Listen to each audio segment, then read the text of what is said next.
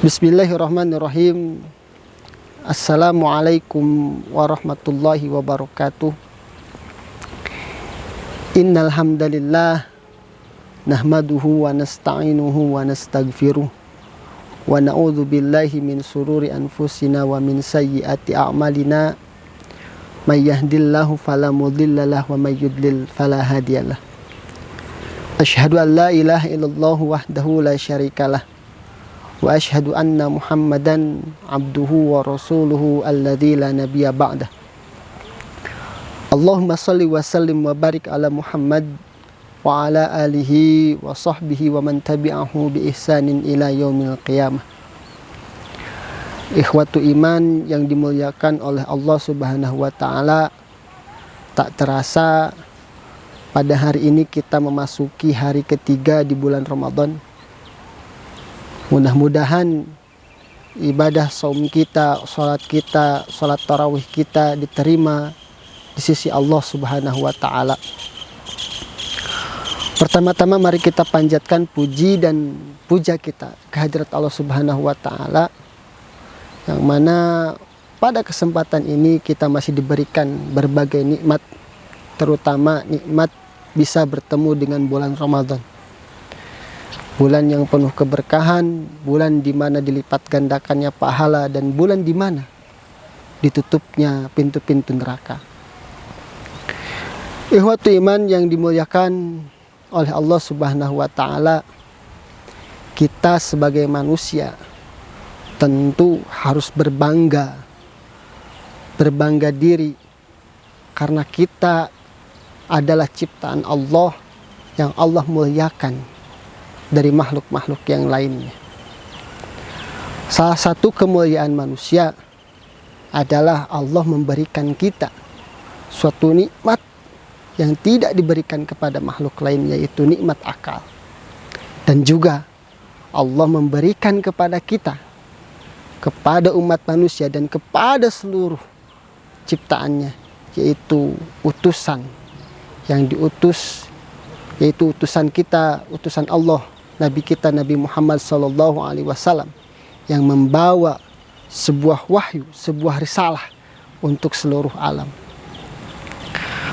Maka sebagian ulama menyebutkan, terkhusus Imam Fakhruddin Ar-Razi menyebutkan bahwa manusia yang sempurna atau manusia yang istimewa adalah manusia yang mengutamakan wahyu dan akalnya. Mengapa? Karena ketika kita mengutamakan dalam kehidupan kita, maka kita akan menjadi manusia yang sempurna. Akal Allah ciptakan untuk kita supaya kita bisa mentadabburi apa yang Allah telah turunkan, apa yang Allah telah rizkikan kepada kita. Allah menciptakan hamparan bumi, Allah menciptakan langit tanpa tiang-tiang, Allah menurunkan wahyu untuk kita semua, untuk menjadi pegangan untuk kita semua.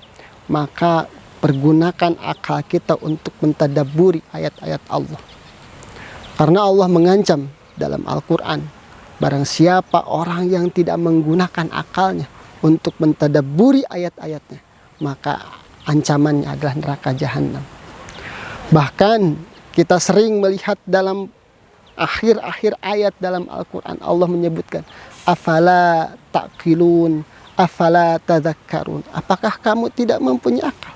Apakah kamu tidak berpikir? Apakah kamu tidak mengingat? Itu adalah sebuah peringatan dari Allah Subhanahu wa taala supaya kita menggunakan akal kita. Lalu bagaimana kita mengoptimalkan keistimewaan akal kita yang Allah berikan kepada kita umat manusia, yang Allah berikan kepada kita? Maka untuk mengasah akal kita supaya menjadi bermanfaat, menjadi ladang ibadah kepada Allah, maka akal kita harus dibarengi dengan ilmu. Tentu ilmu yang kita dapatkan harus melalui berbagai macam proses mencari ilmu. Al-Imam Ibnul Mubarak menyebutkan, agar kita mendapatkan ilmu yang bermanfaat, minimal kita harus melalui 5 proses, 5 tahapan mencari ilmu. Yang pertama, an-niyah. Kenapa niat dibutuhkan? Karena 1300 atau 1400 tahun yang lalu Rasulullah menjelaskan innamal a'malu binniyat. Sesungguhnya semua amal itu tergantung niatnya.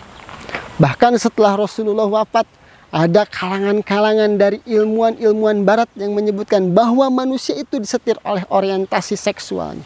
Bahwa manusia itu hanya disetir oleh kekenyangan perutnya saja. Tetapi 1400 tahun yang lalu Rasulullah telah memperingatkan kita dalam berbagai macam kegiatan, dalam amal-amal itu tergantung kepada niatnya. Yang kedua, dalam proses ilmu setelah niat karena Allah Ta'ala, yaitu proses al-istima, yaitu proses mendengarkan, hadir dalam majelis ilmu. Kenapa ketika kita wajib hadir dalam majelis ilmu? Karena dalam majelis ilmu kita bisa tabayun, kita bisa konfirmasi keabsahan ilmu yang kita terima, informasi yang kita terima. Yang ketiga adalah setelah al-istima, yaitu al-hifdu. Kita menghafal apa yang kita dapatkan. Ilmu yang kita terima dari guru kita, ilmu yang kita baca dari bacaan kita, dari buku kita, maka kita hafal ilmu itu. Yang keempat adalah al-fahmu. Setelah kita mendengarkan, berkonfirmasi, bertabayun dengan guru kita, setelah kita menghafal, maka kita memahami apa yang kita terima. Nah, dari situ kita akan mendapatkan sebuah proses akal kita digunakan mengasah akal kita. Yang terakhir adalah al-intishar, menyebarkan ilmu kita. Jadi manusia yang paling mulia adalah manusia yang mengutamakan wahyunya dan akalnya. Bukan yang mengutamakan seperti ilmuwan barat. Bukan manusia yang disetir karena materi. Bukan manusia yang disetir karena hawa nafsunya. Tetapi manusia yang disetir oleh idealismenya, yaitu keimanan yang berdasarkan wahyu yang dipahami oleh akal. Semoga dalam Ramadan kali ini kita bisa mengoptimalkan akal yang Allah berikan kepada kita menjadi akal yang saleh, akal yang berdasarkan wahyu Al-Quran dan As-Sunnah yang ditinggalkan oleh Rasulullah SAW. Ikhwatu iman, mudah-mudahan kita semua bisa menjalankan ibadah di bulan Ramadan ini dengan akal yang sehat, dengan tuntunan wahyu yang sahih yang ditinggalkan oleh Rasulullah SAW. Demikian yang bisa saya sampaikan. Mudah-mudahan ada ibrah dan manfaat, khususnya untuk saya yang menyampaikan dan umumnya untuk ikhwatu iman semua. Rabbana atina fid dunya hasanah wa fil akhirati hasanah wa qina adzabannar. Wassalamualaikum warahmatullahi wabarakatuh.